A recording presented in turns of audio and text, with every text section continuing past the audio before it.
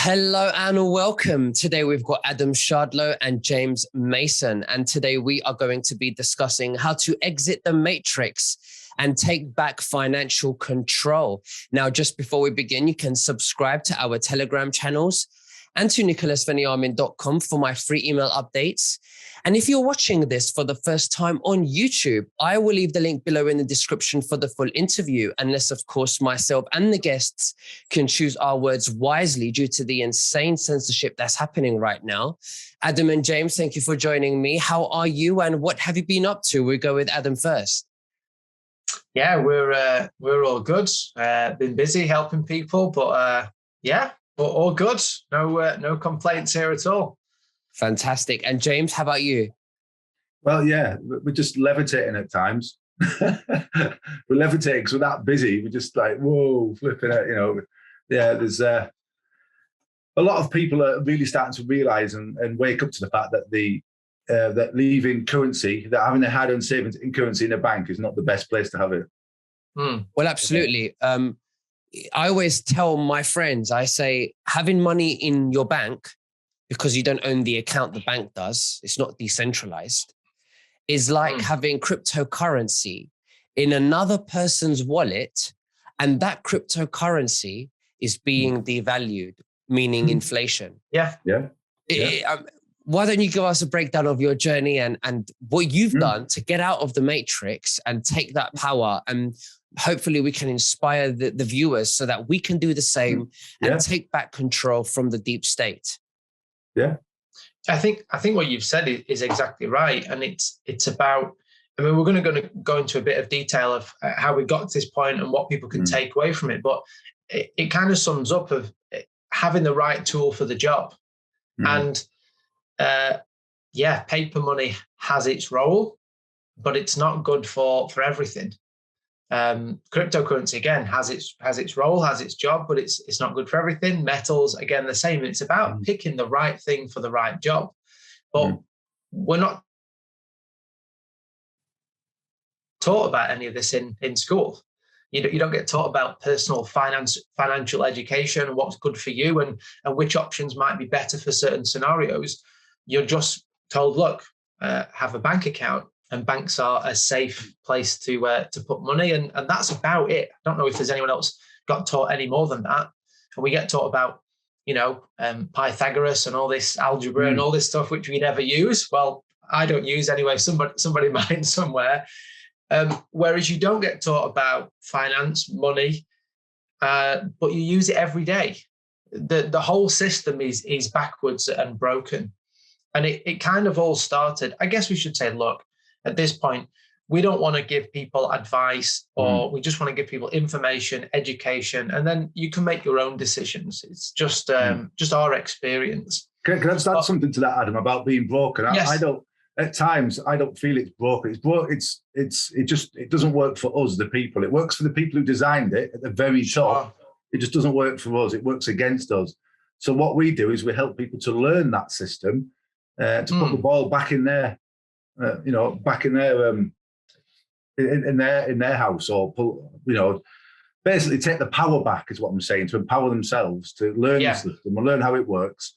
Because I see it as being the enemy. I see the banking system, the whole system, as being corrupted, and I see it as being the enemy. And if you're fighting an enemy, you need to understand that enemy.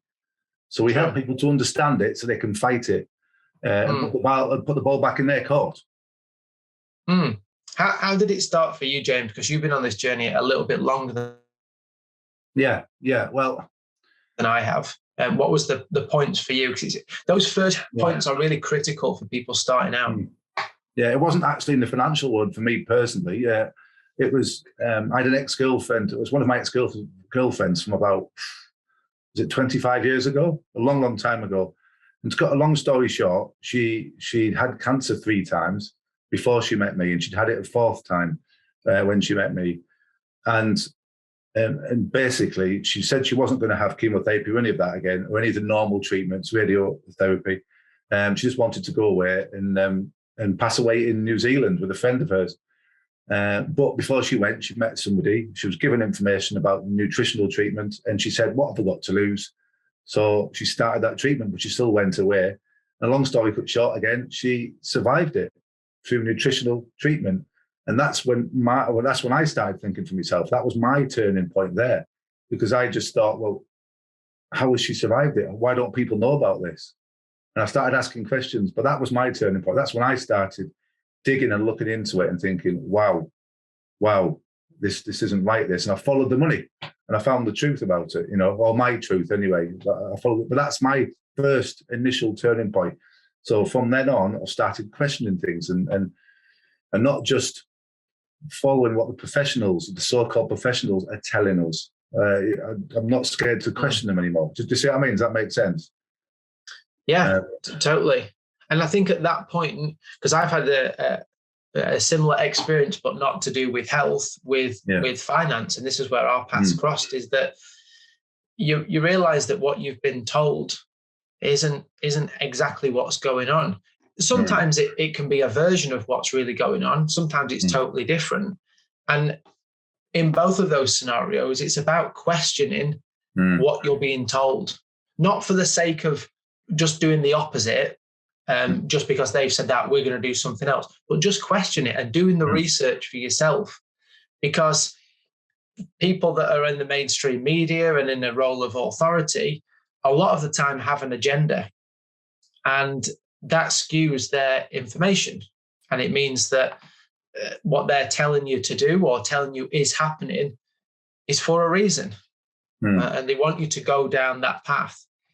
For me, it was looking at paper money and realizing that when you look back through history, there's been about 750 paper currencies in circulation, and they've either disappeared, gone to zero, or have lost 90% of their value. Totally unanimous. There's not one that's gained value and is standing strong. That's what they do. So it seemed to me a ludicrous idea that you would then go and save in something that loses value. It just doesn't make any sense. So once you start to question that and think, well, okay, paper money might be good to transact with on a day-to-day basis. It has its purpose there, but it's terrible for saving in. It doesn't make any sense whatsoever when you do the research for yourself. And that's why we started looking at precious metals as a store of value. Again, precious metals, not great for everyday transactions. I can't imagine going into a grocery store with a bar of gold or a bar of silver and paying for your groceries. That's what paper money's for. But metals are good for that long-term store of value. Store of wealth and protection. It's financial insurance for us, isn't it? That's exactly what it is. Yes. And what we found out over the years, Nicholas, is what you don't know financially hurts you. It hurts you. There's many things that we've taught families in the past, things that you'd think that people know or should know, but they just don't know. It's very basic stuff, most of it, like debt stacking, Adam, things like that, and mortgages and compound interest and all this, And we've shown people how to be in a better place financially. We've taught people the system and how to be in a better place financially, but how to be financially secure and not have to worry about money, at least, But it's not doing what everyone else does, though, I'm afraid. It really isn't. It's complete opposite to what most people are doing. Most people over here, you've got to do the opposite. In our view, from our experience, to be in a better place financially. And it's really sad. It's really sad to say that, but the system is so corrupted, and it doesn't work for us. It works against us. It works for them at the very top. And that's what we're here to try and share with people, and they can go away and do their own research. And please do that. Please don't just believe us and think, right, yeah, they know what they're talking about. Go away and look at this for yourself, please. And we just, is this what, here's an example, Nicholas. I'm sure you've got friends that earn good wages. I've got a couple of friends, as an example, that are earning maybe 50, 60,000 a year. And that is a decent wage, but they have nothing to show for it. They have nothing. You ask them, are they able to save? No. If the car blows up or something goes wrong in the house, or they've got to use credit cards to pay for it. Absolutely. And they've just got money in their accounts. It's devaluing. They're not bothered to invest. I mean, most people, I was reading some quotations the other day, and I was reading that most people, if you ask them what's their goals in life, most people, they don't have any goals. And you know, you're lucky to find someone that has a goal. And a lot of people, they don't think long term, they think short term, because we're emotional beings, and we always think, what does this do for my ego? You know, but sometimes we have to, it takes a little bit of strength to put our ego to one side and say, actually, I'm going to swallow my pride. I'm going to do this. You know, no one can see it. It doesn't do nothing for my ego. However, I'm going to be good in 10 years. It's going to make a difference. Yeah, big difference. So, do you know, when we were able to put it down on paper, because we used to do a lot of financial planning for families, and when we could put it on paper and show people where they are financially, and then show them where they could be if they made a few changes, the difference it made down the line, when they could see it, see the numbers, and see that there might be, they might be debt free in 10 years earlier than what they would have been otherwise. They might have saved £53,000 or whatever. You know, people really saw the difference in that, didn't they? When they saw the numbers and saw it on the plan, they used to think, wow, and they're more likely to take action then and do something about it. I think in one way as well, with that example, until you actually take a breather out of the day-to-day, the busyness of life, what you're being told, you've got, you know, newspapers and the media and social media, just channeling all of this stuff in. You need to take a breather and a step aside and ask yourself, what's really going on here? How can I really put myself in a better place? If I carry on doing what I'm doing now, where will I end up? And if I tweak this, this, and this, where will I end up then? And it's only at those moments when you have to have an honest conversation with yourself. And that's what we did. And once you start pulling on that piece of string, everything starts to make sense. You start to go, okay, I'm going to look into this for myself. And you can never unsee things again. Once you've gone down that rabbit hole of doing your own research and working out exactly what's going on and exactly where you can be, you taking control, you can never unsee it again. There was something we did over a year ago now, and this is not to blow our own trumpet to say, oh, look how good we are, but just proves the point that we're doing this, kind of month in, month out. We found out, like everyone else did, that governments had printed ridiculous amounts of paper money. They even said, we're doing this, we're borrowing this, and we're doing this, and we're doing that. And we actually did a video and said, this is going to be a tidal wave of inflation. And because we could see it, you can't print 20, 30, 40% of your currency and there be no effect. That's like borrowing 30, 40% of your household's budget and then going, we'll be fine. It won't have any impact down the line. And we said, no, it will. The mainstream narrative was that it'll be fine. There'll be no inflation and it won't affect anything. And we said, absolutely, it will. Then what happened? Government said, well, there's a bit of inflation, but it won't last. Then they said, it might last a little bit, but it'll definitely go away. Now they're saying inflation's a real problem.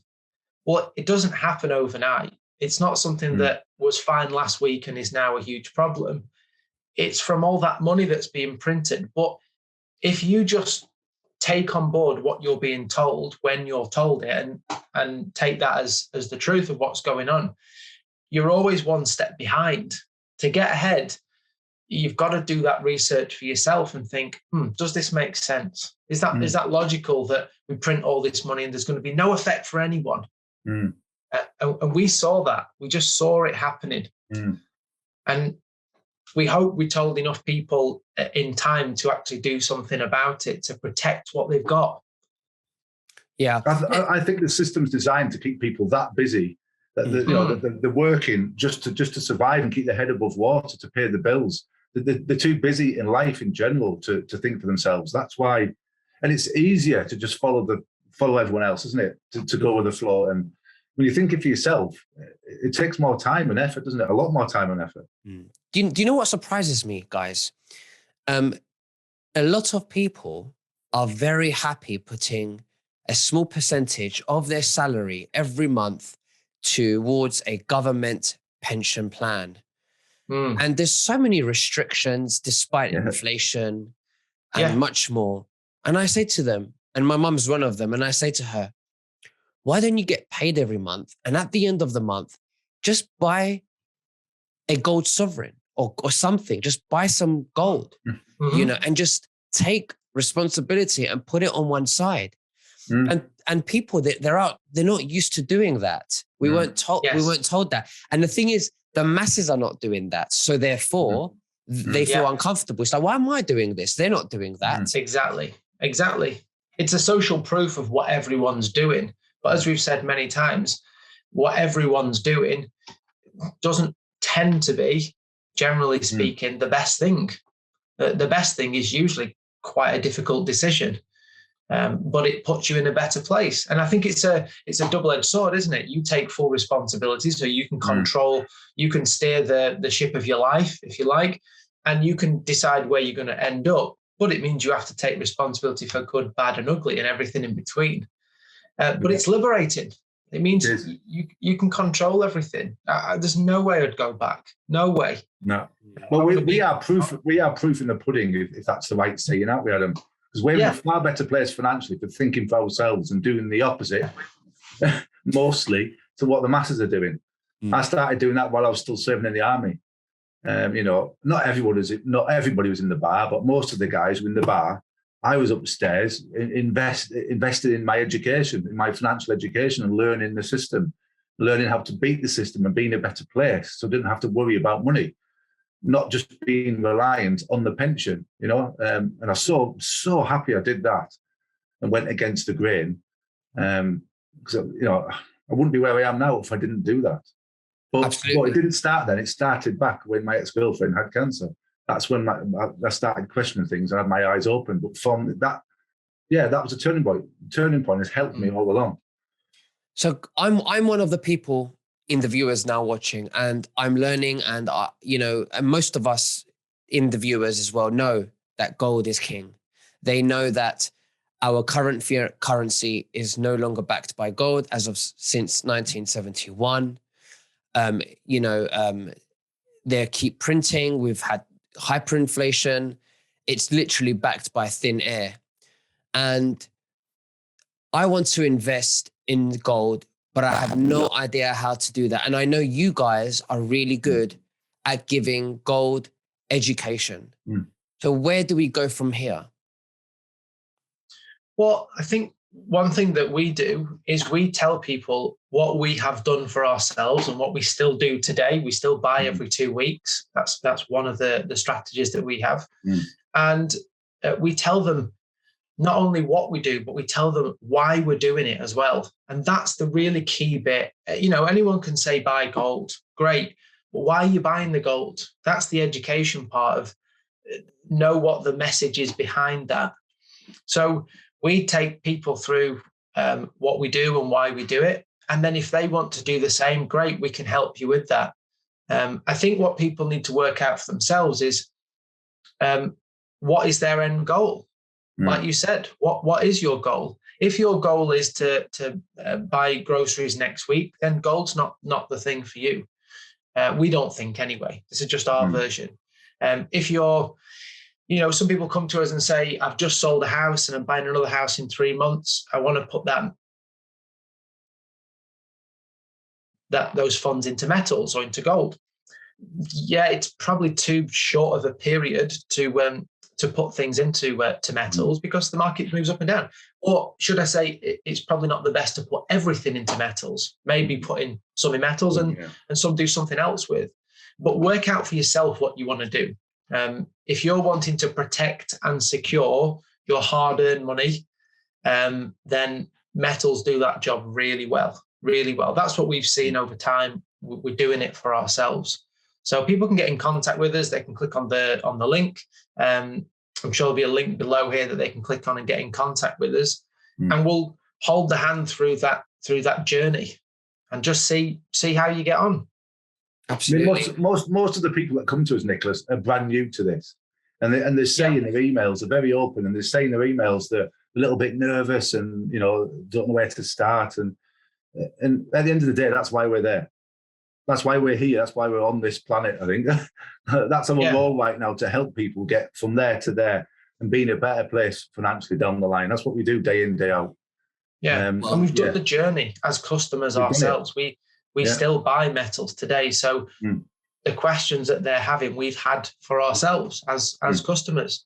We're not just saying, hey, this is a great idea, do that, but we don't do it ourselves. And that's one thing that always is a bit of a bugbear with financial advisors. Not that I've got anything against them, but they point towards, you should do this with your money. And then you ask them, well, is that what you do with your money? And they might say, well, no, I don't do that. And you think, well, you know, that's like someone giving health advice that then doesn't go to the gym and work out and do this stuff themselves. We're customers. We know the journey. We do it. Yeah, and so are our families.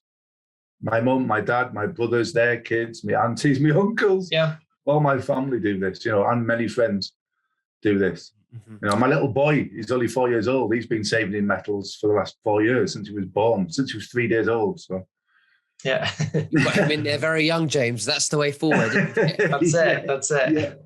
Well, Adam and James, it's been a great honor to have you guys. Thank you so much. I will gladly leave the link below so that people can contact you, ask you questions on gold prices and when to buy and when to sell, which is very important, and how we can store it as well and physically. Sure. Is there anything else that you'd like to say to the viewers before we finish? James, you can go first. Oh, put me on the spot there. Well, this is all about thinking for yourself for us, and it's just stepping out of the box and being brave and just asking them questions. And please don't feel stupid, because a lot of people, when they email us, they say that they apologize for asking the questions and doing the research, and you know, and so we'll always say, please don't apologize, keep asking, because you need to understand this. You're better off understanding it than just going with it. That's what we're all about, Adam, isn't it? It's not telling you what to do. Yeah. It's giving you information so you have that understanding, because it's empowering yourself. If you don't understand it, you're not going to have that feeling of empowerment. And you might need reminding why you're doing it. But again, if you're learning, it's part of the journey is the learning. And I think the learning is the key. It's that financial awareness is the key. And if you really get it, then you're more likely to share it with your family too, and help your family and friends do the same thing. And that's what we're about, Adam, isn't it? You know. Absolutely. And Adam, over to you. Yeah, I would just say, just start the journey. Start asking those questions. Start asking us questions if you want. And don't feel like don't be overwhelmed and think you have to be on the internet for hours and hours at a time doing research. Just start. Just see what's out there. Start asking the questions, and it'll come to you step by step. Absolutely. Start small, Nicholas. Start small. If you're nervous, just start small. Just put your toe in the water and go from there. You know, you don't have to go big, and you build your confidence as you go along. You know. Yeah, absolutely. Well, gentlemen, thank you very much, and we'll catch up very soon. Thank you, and take care. Bye-bye. You take care, Nicholas.